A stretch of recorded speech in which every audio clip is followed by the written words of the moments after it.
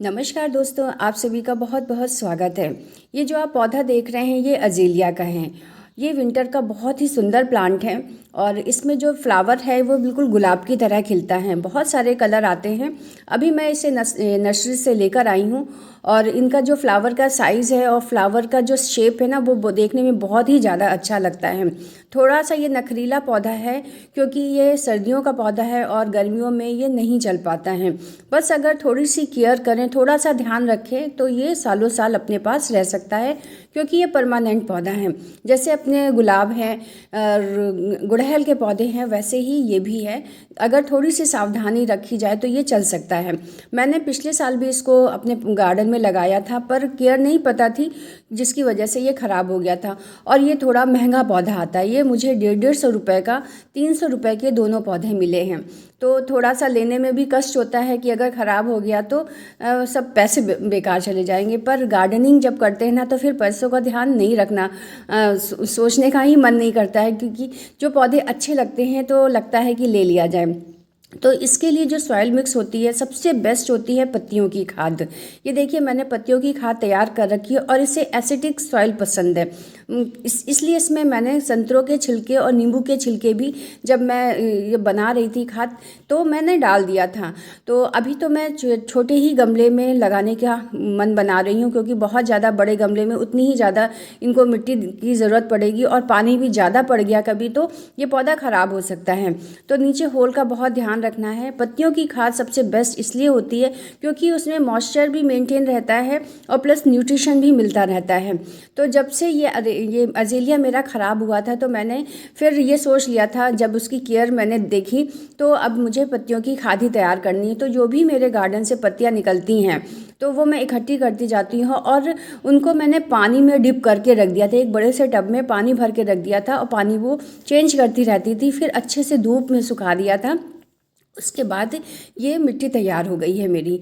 तो अब मैं इसको गमले से मतलब जो पैकेट है उससे निकाल रही हूँ और देखिए जो ये पौधा भी इतना हल्का, इतना लाइट वेट था जो ये पैकेट में आया है और इसमें भी पूरी तरह से पत्तियाँ भी चिपकी हुई हैं। पहले तो मैंने सोचा कि ये नीचे की हटा देती हूँ कि रूट्स थोड़ी सी निकल आएँ और जो मैंने सॉइल मिक्स तैयार किया है उसमें एडजस्ट हो जाए। पर फिर मैंने ज़्यादा नहीं छेड़छाड़ करी क्योंकि डर लगता है कि कहीं ज़्यादा रूट्स निकल गई या टूट गई तो ख़राब ना हो जाए। तो मैंने जैसे आया था वैसे ही मैंने अपने पॉट में रख दिया है और जो अपने घर की जो मैंने सॉइल तैयार करी है वो इसमें चारों तरफ से भर दिया है। तो इसमें मिट्टी बहुत ज़्यादा ही कम रहती है, खाली पूरी पत्तियों की खाद है। और इसमें थोड़ा सा मैंने राइस हस्क भी मिला लिया है। राइस हस्क को भी मिलाने का सबसे अच्छा तरीका है या तो उसको कार्बनाइज कर दीजिए, मतलब उसको बड़ी सी कढ़ाई में, आप ये घर में भी कर सकते हैं, उसको थोड़ा सा उसको रोस्ट करना होता है, काला करना होता है। तो जिससे कि उसके उसके जो भी गर्माहट है और जो भी इनप्योरिटीज़ हैं वो सब निकल जाती हैं। पर मैंने क्या किया था, मैंने राइस हस्क को पानी में 3-4 दिन तक भिगो के रखा था। जैसे कि कोकोपीट भिगो के रखते हैं, धो धो के रखते हैं, निकालते हैं। पर राइस हस्क को मैंने वैसे पानी में भिगो दिया था पूरा 2 दिन के लिए। उसके बाद फिर धूप में सुखा के रख लिया क्योंकि कभी कभी होता है राइस हस्क में ना अंकुरण हो जाता है। जब ऐसे ही हम लाए और तुरंत ही हमने अगर उसको लगा दिया मिट्टी के साथ तो उसमें ना पौधे निकलने लगते हैं। तो उसको बचाने के लिए आप उसको भिगो के भी रख सकते हैं या तो आप उसको जला लीजिए, जलाने से भी ख़त्म हो जाते हैं और या तो फिर भिगोने से भी ख़त्म हो जाते हैं। तो ये इसमें सॉइल मिक्स में मैंने ये पत्तियों की खाद और राइस हस्क ही मिला के रखा है जो कि बहुत ही अच्छा बेस्ट सॉइल मिक्स होता है।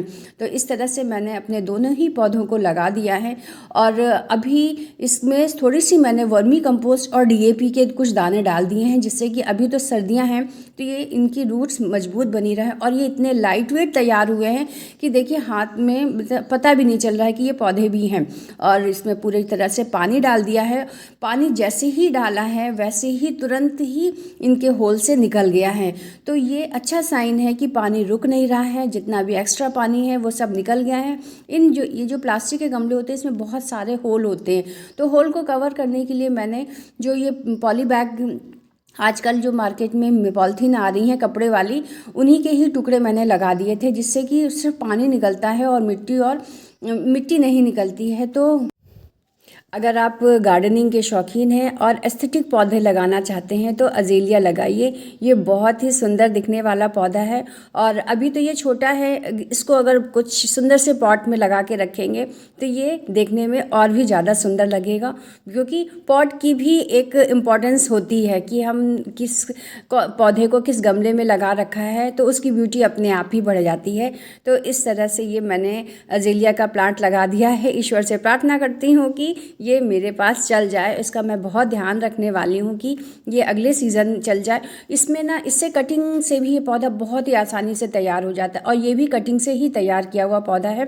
जब बारिश के टाइम पे इसकी कटिंग लगाएंगे तो बहुत ही अच्छा उसका रिज़ल्ट आता है। अभी तो नहीं, अभी खाली इसकी ब्यूटी ही देखनी है और बारिश में कटिंग जब लगाऊंगी अगर वो चल जाएगी तो आपके साथ ज़रूर मैं शेयर करूँगी।